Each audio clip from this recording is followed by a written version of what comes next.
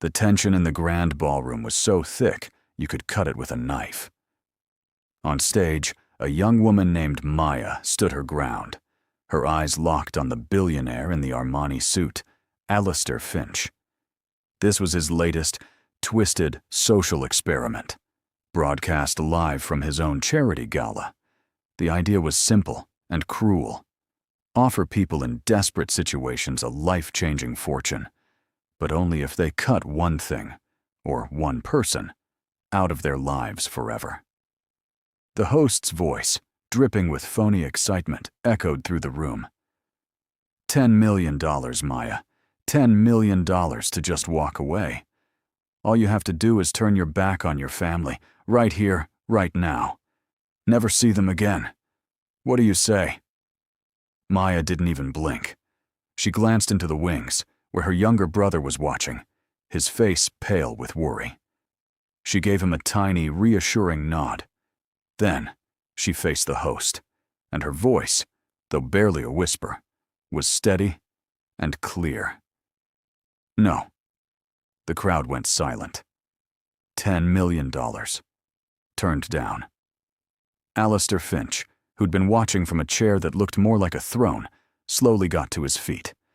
He took the mic from the stunned host, a cold smirk on his lips that never reached his eyes. He began to circle Maya. No? He repeated, his voice a low rumble. Did the poor girl just say no? He let out a harsh, metallic laugh. Ladies and gentlemen, it seems we have a fool on the stage. A sentimental, broke fool. He leaned in close, his voice dropping for the microphone on her collar. You have nothing. Your brother is sick. Your parents are working themselves to the bone and still drowning in debt. I offered you a kingdom, and you chose to stay on a sinking ship. Do you know what that makes you? Stupid. It makes you weak. He turned back to the cameras, his grin widening. Let this be a lesson. Sentiment is a luxury the poor can't afford. She just chose to stay in the gutter for a feeling. And feelings don't pay bills. The audience was frozen.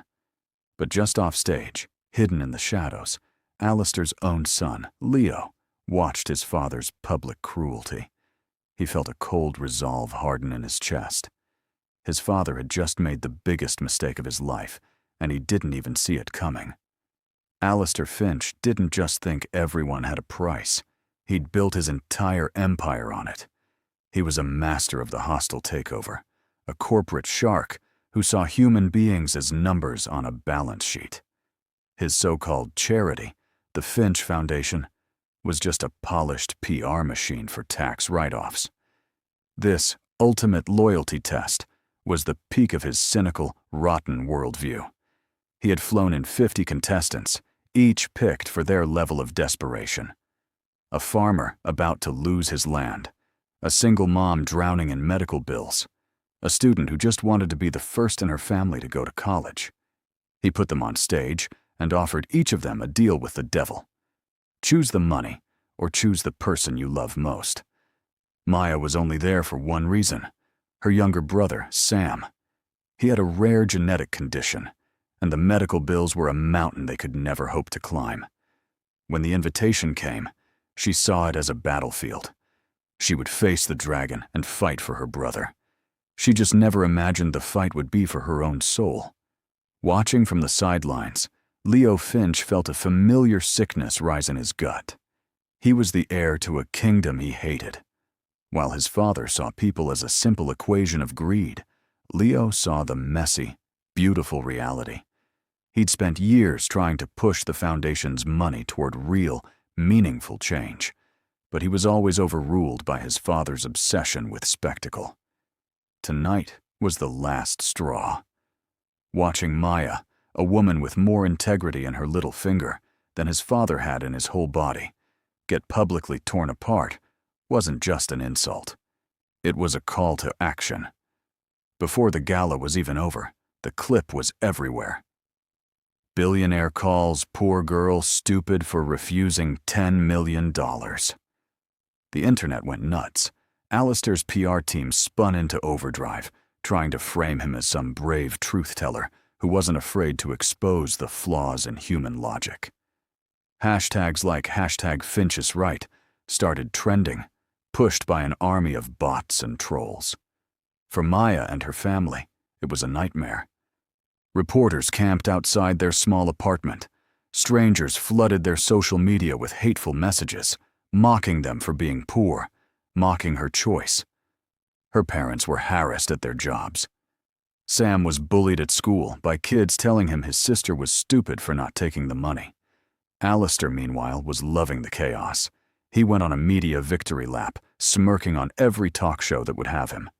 "I'm not the villain," he'd say. "I'm a realist.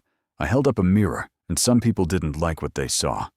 That young woman chose emotional poverty over financial freedom. It's a tragic story, but a great lesson for everyone." But then, a small local news station got an interview with Maya.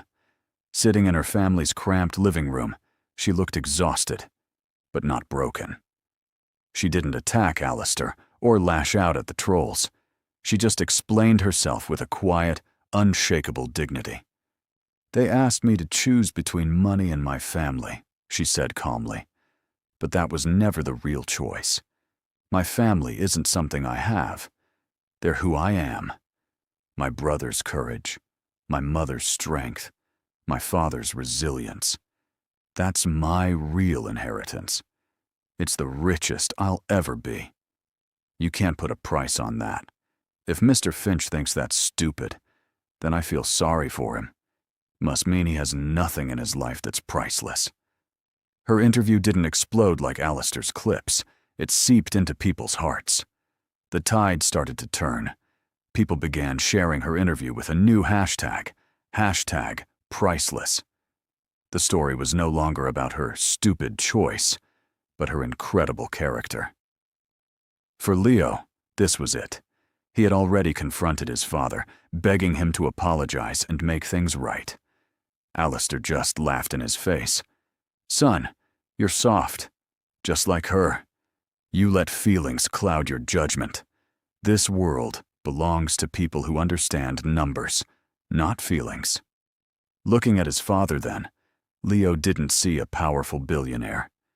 He saw a hollow man, a man so poor that all he had was money. He knew what he had to do. He picked up his phone and called the same local news station that gave Maya a voice. He was about to do the unthinkable. Alistair Finch was on another stage, this time at his corporate headquarters for a press conference. He was about to announce an even crazier social experiment, basking in the attention of the world's media. "As I have so clearly demonstrated," he started, his voice full of himself, "the modern world has forgotten the true nature of value." He was cut off, not by a reporter, but by his own son. Leo walked calmly onto the stage. He looked cool and collected in a simple suit, a total contrast to his father's flashy getup. He walked right past him and grabbed the second microphone. The room gasped. "My father is right about one thing," Leo said, his voice ringing with a new authority. "He has demonstrated something. He's demonstrated that a man can have all the money in the world and still be completely bankrupt." Alistair's face twisted in a mask of fury. "Leo, what is the meaning of this? Security?" Leo didn't even flinch. "For years, I've watched my father use the Finch Foundation as his personal vanity project. He talks about value, but he values nothing. He talks about loyalty, but he only inspires fear." Leo turned to the cameras, his message now going out to the entire world. "Last week, my father offered a woman named Maya $10 million to abandon her family. He called her stupid for refusing. He was wrong. She wasn't the one being tested. We all were. And my father failed." He paused, letting that sink in. "Therefore, I am announcing today that I am exercising my legal right as a board member to redirect my entire inheritance, billions of dollars, into a new, independently managed charitable trust. Its mission won't be to prove cynical theories about humanity. It will be to actually help people He looked straight into the main camera. The trust's first act will be to create a grant covering all medical expenses for Maya's brother, Sam, and for any family in their state facing the same illness. We are also offering Maya a salaried position to lead this initiative, because it turns out a person with her integrity isn't stupid. She's exactly the kind of leader this world needs. Then came the final blow. Leo turned to his father, who now looked gray and empty. "You love asking for a person's price, Father," Leo said, his voice quiet but deadly. "Well, I finally have an answer. A young woman with nothing was offered $10 million to sell out her family, and she said no. But you sold out your son, your name, and your soul. All for a round of applause." Leo took out his corporate credit cards, the keys to his penthouse, and his Finch Industries ID. He placed them gently on the podium. "I'm no longer a Finch," he said. And with that, he turned and walked off stage, leaving his father totally alone in the spotlight, a ruined king in a kingdom he himself had destroyed. The fallout for Alistair Finch was immediate. His company's stock tanked. His partners ran for the hills. The world finally saw him for what he was. Not a business genius, but a cruel, pathetic man who had nothing of real value. Maya, on the other hand, became a quiet symbol of a different kind of wealth. She took the job with the new trust, not as a handout, but as a chance to make a difference. She used her platform to build a network that helped hundreds of families, turning her own terrible trial into a force for good. The story is a powerful reminder that the things that truly matter can't be bought or sold. Integrity isn't a weakness, it's a superpower. Real wealth isn't in a bank account, but in the character we build and the love we share. In a world that's always trying to put a price tag on you, the most powerful thing you can do is decide that you are not for sale. So, what do you think? Is character more important than cash? If you believe some things in life are truly priceless, share this video to spread the message. And for more stories that make you think, don't forget to like and subscribe.